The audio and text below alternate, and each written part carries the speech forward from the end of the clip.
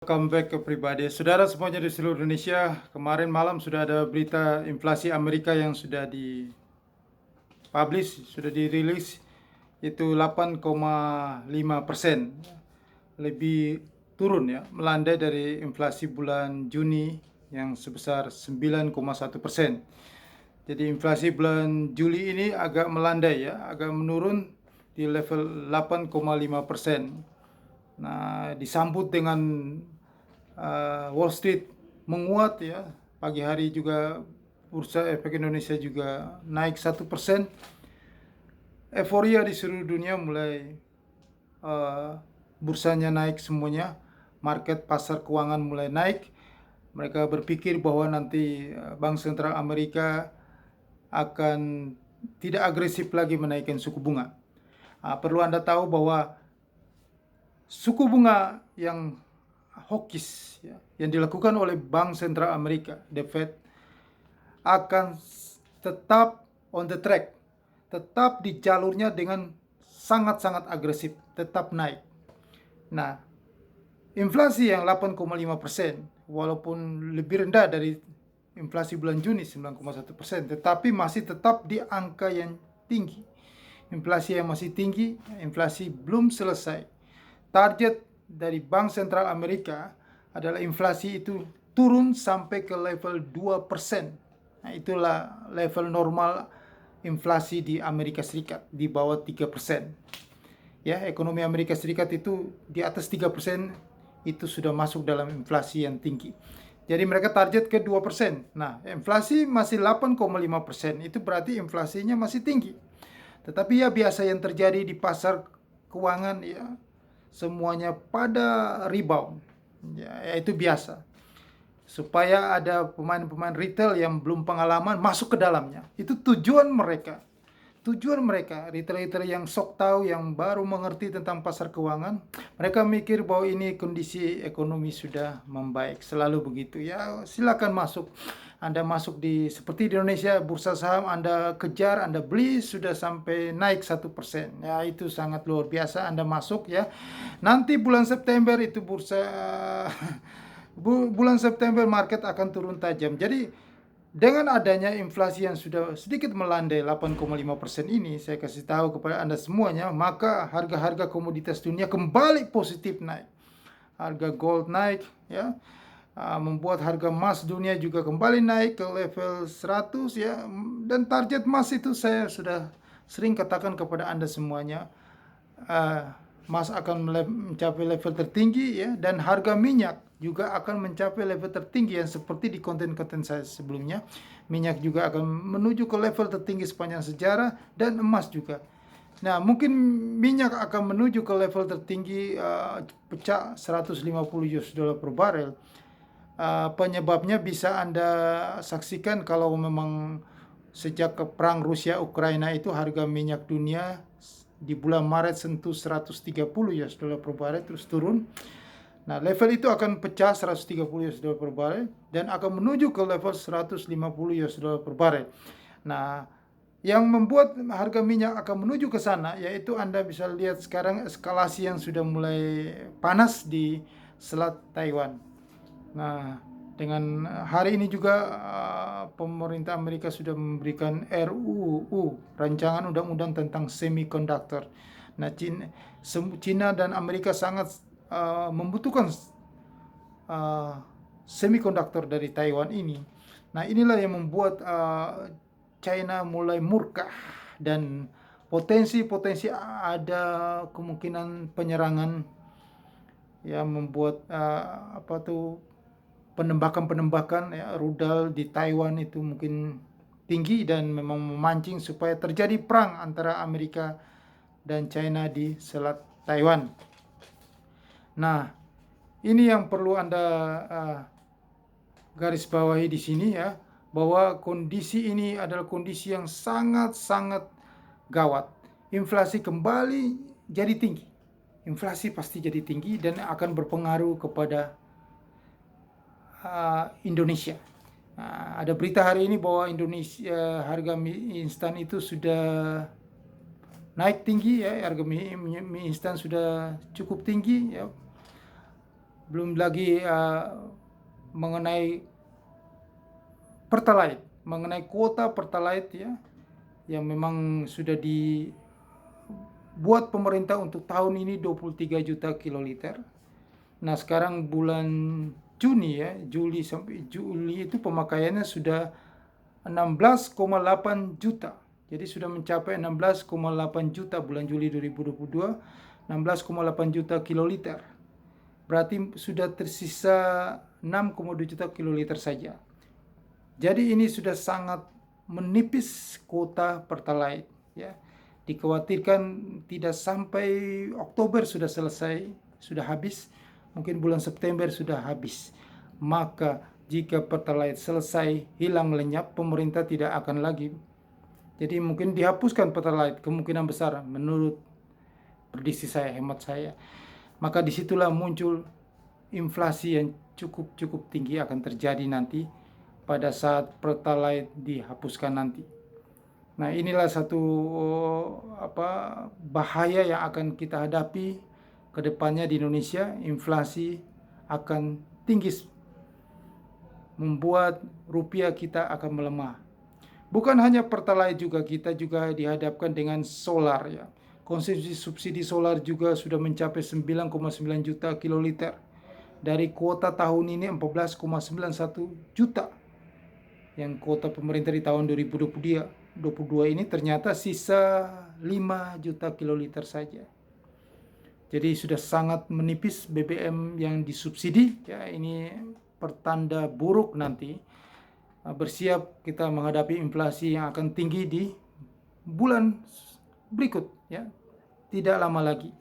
Maka Oktober itu yang saya selalu mengatakan rupiah 18.000 itu kemungkinan besar tercapai. Karena kita tiket pesawat aja pemerintah sudah memberikan izin untuk menaikkan tiket pesawat 15% ya, untuk yang kelas baling-baling 25%. Menunjukkan membuat inflasi di sektor transportasi sudah mulai tinggi. Dan inilah hal yang tidak bisa dipungkiri. Anda harus mengalaminya. Inflasi akan datang di Indonesia.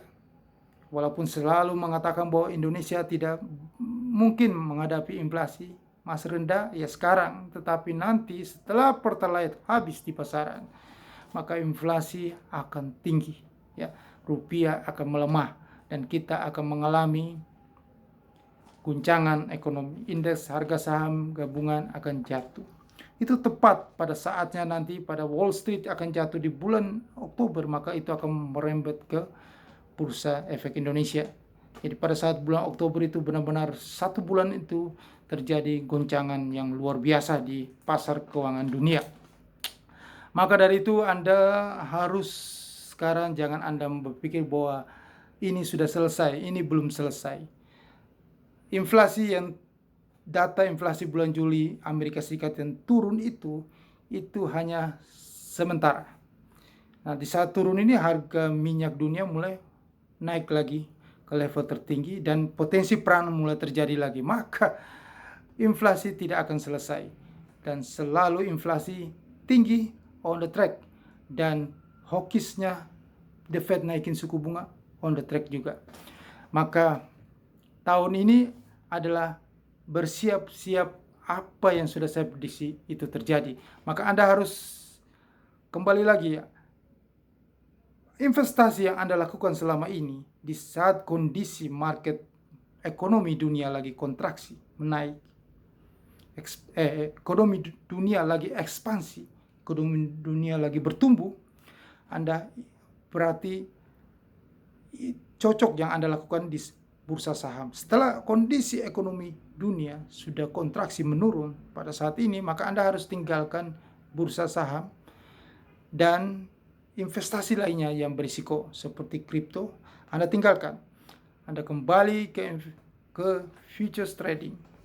Nah, kenapa saya katakan futures trading? Karena futures trading adalah cocok dengan kondisi ekonomi yang lagi kontraksi. Nah, kalau Anda tidak merasa futures trading berisiko karena Anda tidak mengetahui, karena Warren Buffett bilang harus investasi apa yang harus Anda tahu dan Anda harus tahu apa yang Anda investasikan, maka Anda harus serahkan kepada ahlinya, ahli yang mengelola dana itu. Ya, Anda harus serahkan kepada fund manager yang mengelola hedge fund, karena hedge fund itu investasi mereka adalah di pasar derivatif, di futures trading, di market yang bisa dilakukan dalam dua arah. Jika market kontraksi, mereka akan mendapatkan profit di situ, dan market ada pertumbuhan, mereka dapatkan profit. Di mana saja mereka akan bisa mendapatkan profit, dan mereka transaksi di market yang sangat volatile, market yang naik turunnya cepat, dan mereka bisa mendapatkan profit di situ. Nah, hedge fund yang saya tawarkan kepada Anda atau aset manajemen yang saya tawarkan kepada Anda ini memberikan estimasi profit konsisten. Profit tiap bulan Anda dapatkan konsisten, yaitu sekitar 3-6% per bulan. Jadi rata-rata per tahun Anda mendapatkan estimasi keuntungan itu sebesar antara 48-50% per tahun. Itu masih rata-rata. Ada hedge fund yang lebih tinggi di dunia, itu memberikan 70-80% per tahun. Namanya Renaissance Technologies. Itu ada yang punya adalah seorang profesor matematika, namanya Jim Simon. Dia menggunakan teori matematika, dia membuat metode trading untuk menghasilkan profit yang maksimal di pasar-pasar keuangan, pasar derivatif, futures, kontrak option, untuk memberikan pengembalian yang tinggi kepada investor-investor yang menempatkan dana di hedge fund-nya. Nah, jadi apa yang saya tawarkan adalah hedge fund asing ini adalah hedge fund yang standar. Jadi hal itu bukan hal yang fantastik.